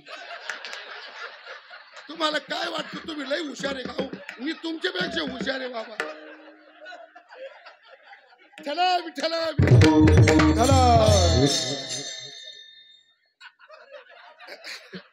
वातावरण शांत झालं आणि मारुतरायने विचारलं ऐका या संकटात तुमचं रक्षण करेल असा कोणी रक्षण करता आहे का एवढा संतापीन तापडलं लक्ष्मण पण आईस्क्रीम थंडगार रामचंद्रच म्हटले आई आहे एक जण आहे पण त्याचा उपयोग नाही असून का तो आमच्यापासून कोसो दूर आहे कोण कोण आहे तो आणि प्रभू रामचंद्रानी देवीच्या समोर त्याचं स्मरण केलं आई त्याचं नाव आहे मारुती मारुतरायाची छाती अभिमानाने फुगली तुम्हाला खरं सांगू का बाबा सांगू का खरं काय अरे सगळं जग रात्रंदिवस भगवंताचं स्मरण करतं सगळं जग रात्रंदिवस भगवंताचं स्मरण करतं आणि सगळं जग रात्रंदिवस ज्या देवाचं स्मरण करतो तो देव हनुमंतरायाचं स्मरण करतो हा भक्तीतला पुरुषार्थ आहे बुवा हा मारुतरायाची छाती फुगली मारुतराय मूळ रूपात आले प्रभू ओळखलं नाही का हन्म्या आणि तू याला काय म्हणतात स्वतःचा जीव धोक्यात लक्ष्मणाला शक्ती लागली सुषेण वैद्य आणला सूर्योदयाच्या आत संजीवनी आणून पिळली तरच हात जागणार मारुतराय म्हटले ठीक आहे मारुतराय निघणार रामचंद्र म्हटले काय उपयोग नाही अरे संजीवनी कुठं हिमालयात द्रोणागिरी आणि आपण कुठं इकडं रामेश्वरम अरे शक्य नाही बाबा नको तू एवढा हजारो किलोमीटरचा अंतर आहे अरे सूर्योदयाच्या आत नाही आला तर काही उपयोग नाही मारुतराय म्हटले प्रभू काळजी नाही करायची काय मी छातीला हात लावून सांगतो तुम्हाला छातीला हात लावून सांगतो प्रभू म्हणजे काय जोपर्यंत मी वनस्पती आणून लक्ष्मण भैयाच्या तोंडात पिळीत नाही तोपर्यंत सूर्य उदयाला येऊच शकत नाही काय विषाद आहे त्याची उगून दाखवावा त्यांनी रामचंद्र त्याला म्हटले फाजील आत्मविश्वास ओव्हर कॉन्फिडन्स मारुतराय म्हटले नो ओव्हर हा अजिबात ओव्हर कॉन्फिडन्स नाही मग तुम्हाला माहित नाही जन्माला आल्याला पहिला तडाखा त्याला दाखवेले आपण तेव्हापासून तो आपल्या नादी लागत नाही सांगितलं प्रभू. याला काय म्हणतात? याला सेवक म्हणतात. त्याच्या द्वारा जी घडती तिला सेवा म्हणतात. अशी सेवा भगवंताला भक्तांच्या शिवाय दुसरा देत नाही. भक्त काय करतो? त्याला निर्गुणातून सगुण बनवतो, त्याची सेवा करून जगात त्याचा महिमा निर्माण करतो. ही भक्तांनी देवाची शोभा वाढवली. बरोबर. देव भक्ताची काय शोभा वाढवतो? आता संपवतो मी, पण ऐका. भक्त जगाला वंद्य व्हावा, भक्त जगाला पूज्य व्हावा, भक्ताची कीर्ती सगळ्या जगात धवल कीर्ती निर्माण व्हावी, याच्याकरता भक्ताच्या जीवनात भक्ती सिद्ध व्हावी लागते. ती भक्ती सिद्ध होण्याकरता त्याची वृत्ती निष्काम असावी लागते. आणि भगवान अशा भक्तांच्या पदरात निष्कामतेचं दान टाकतो. निष्कामता कुठेही मिळत नाही बुवा. निष्कामता ही भगवंताच्या कृपेनेच प्राप्त केली जाते. भगवान काय करतो? त्या भक्ताच्या पदरात निष्कामतेचं दान टाकतो. त्याची भक्ती सिद्ध करून जगात त्याची कीर्ती निर्माण करून भगवान भक्तांचा महिमा वाढवतो. निष्कामतेचं दान भक्ताच्या जीवनात भगवंताशिवाय दुसरं कोणी देऊ शकत नाही. मग देवाविन भक्ता कोण देते निष्कामता? शोभविले येरा येरा सोने एके ठाई. पण महाराज एवढं सगळं बोलले, 9 वाजले, तुम्ही त्या दोघांचा प्रॉपर संबंध काही सांगितलाच नाही हो. प्रॉपर संबंध काही नेमका? मग ऐका, तुकोबाराय म्हणतात त्या दोघांचा नेमका संबंध हा आहे. काय? तुका म्हणे बाळ माता जैसे स्नेह जाळ. आईचं आणि बाळाचं, ऐका बर का, आईचं आणि बाळाचं नातं जसं, देवाचं भक्ताचं नातं तसं. पण तुका म्हणे बाळ, बाळ म्हणजे अंगावर पिणार 1 वर्षाच्या आतलं 29 वर्षाचं घोडमं नाही, बायकोच्या नादी लागून पागल झालेलं ते नाही. मग बाळ, तुका म्हणे बाळ. मग जसं आहे की नाही, बाळ आई वाचून आणि आई बाळा वाचून राहूच शकत नाही. जसं मासा पाण्या वाचून राहूच शकत नाही, तसं देव भक्ता वाचून, भक्त देवा वाचून राहूच शकत नाही. माय लेकराचं नातं जसं, देव भक्ताचा संबंध तसा. तुका म्हणे बाळ माता जैसे स्नेहजाळ. शोभविले एर येरा सोने एके ठाई. येरा विठोबा रखुमाई.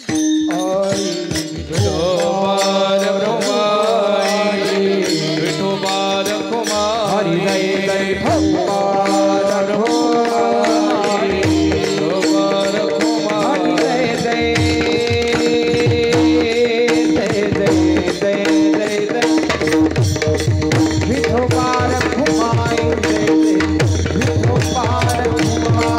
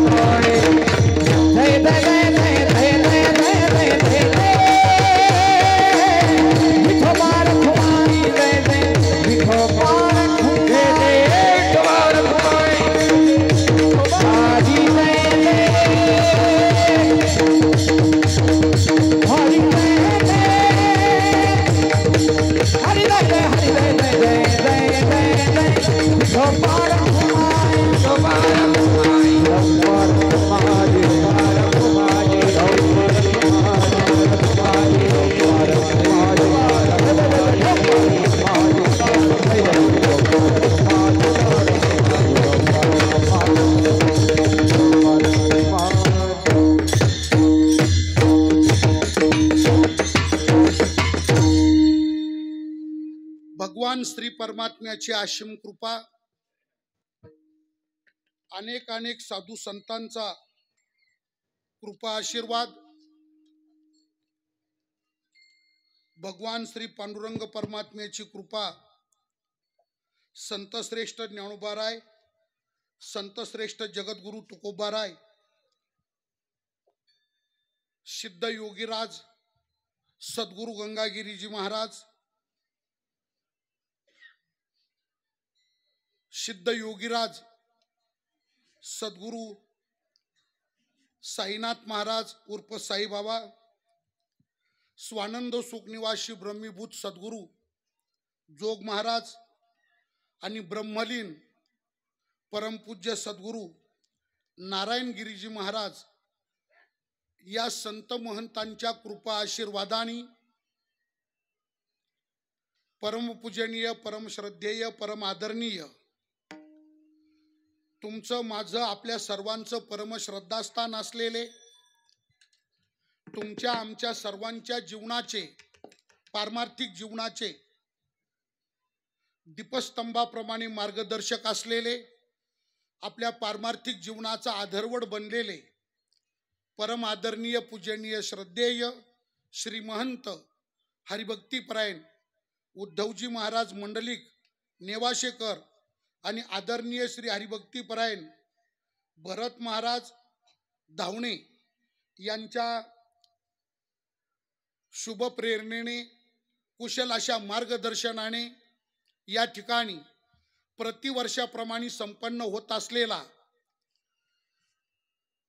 भगवान श्री गणरायांचा जन्म उत्सव आणि जगद्गुरु श्री तुकोबारायांचा प्रगट दिन अवतार उत्सव म्हणजे तुकोबारायांचा जन्मदिन या दोन निमित्ताचं औचित्य ठेवून प्रतिवर्षी या ठिकाणी संपन्न होत असलेला ग्रंथराज श्री ज्ञानेश्वरी पारायण सोहळा, अखंड हरिनाम सप्ताह प्रतिवर्षाप्रमाणे या ठिकाणी संपन्न होतो आहे।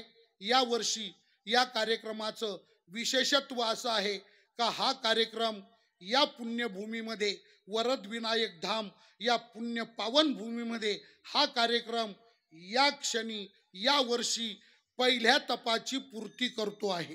म्हणजे या कार्यक्रमाने एक तपाचा टप्पा या ठिकाणी पूर्ण केलेला आहे आणि तपपूर्ती सोहळा म्हणून या ठिकाणी अतिशय विराट, अतिशय भव्य दिव्य स्वरूपामध्ये या कार्यक्रमाचं आदरणीय, श्रद्धेय, पूजनीय महाराजांनी या ठिकाणी आयोजन केलेलं आहे। आणि सर्वात महत्त्वाची गोष्ट अशी का आपण सर्व धर्मधन दात्यांनी त्याला सर्वतो प्रकारचं सहकार्य केलेलं आहे।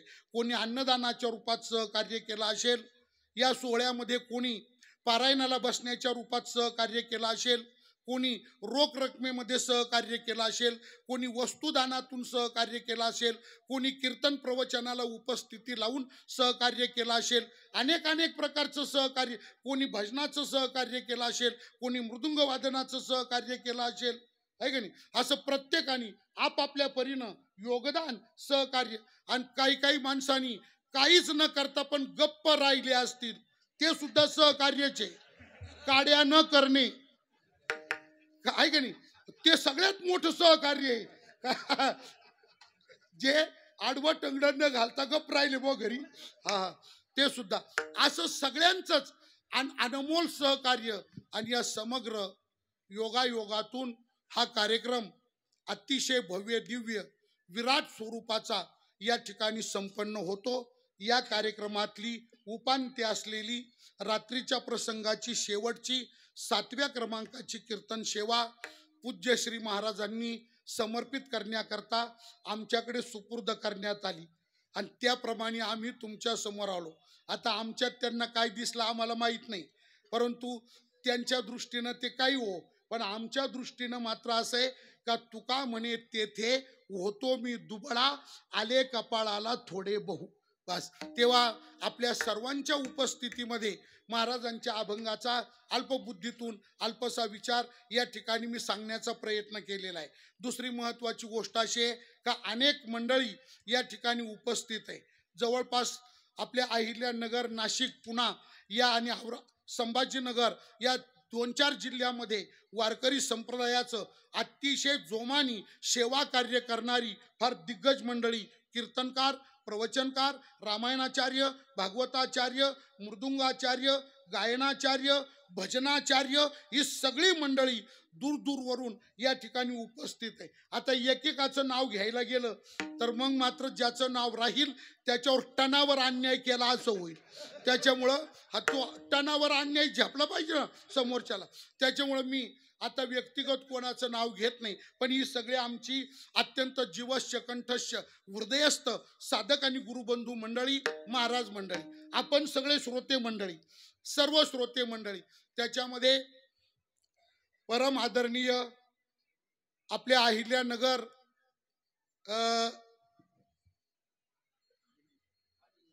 जिल्हा परिषदेच्या अध्यक्षा आणि सर्वांना सुपरिचित असलेल्या आदरणीय सौभाग्यवती शालिनीताई विखे पाटील ते या सुद्धा या ठिकाणी उपस्थित आहे.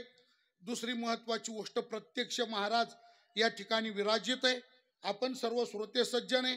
याच्यापेक्षा विशेष आनंदाची गोष्ट अशी आहे का बघा, प्रत्यक्ष महाराजांचे तीर्थस्वरूप परमपूज्य पिताश्री ते या ठिकाणी विद्यमान उपस्थित आहे. हा हिरा, हा कोहिनूर ज्यांच्यामुळं आपल्या सर्वांना लाभला ते महाराजांचे तीर्थस्वरूप परमपूज्य पिताश्री, ज्यांच्याबद्दल आमच्या तुकोबारायांनी म्हणावं, धन्य माता पिता तयाचिया, असे महाराजांचे पिताश्री या ठिकाणी उपस्थित आहे. सर्वांच्या उपस्थितीमध्ये संपन्न झालेली सेवा वरद विनायक भगवंताच्या चरणी श्रद्धायुक्त अंतःकरणाने समर्पण आणि सेवेला पूर्णविराम. विठ्ठल जय जय. ज्ञानेश्वर माऊली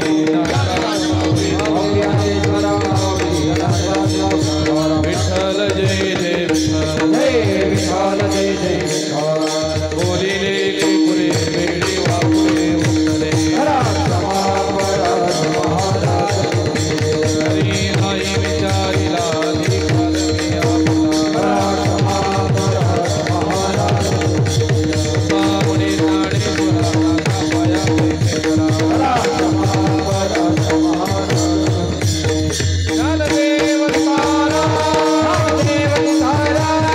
Para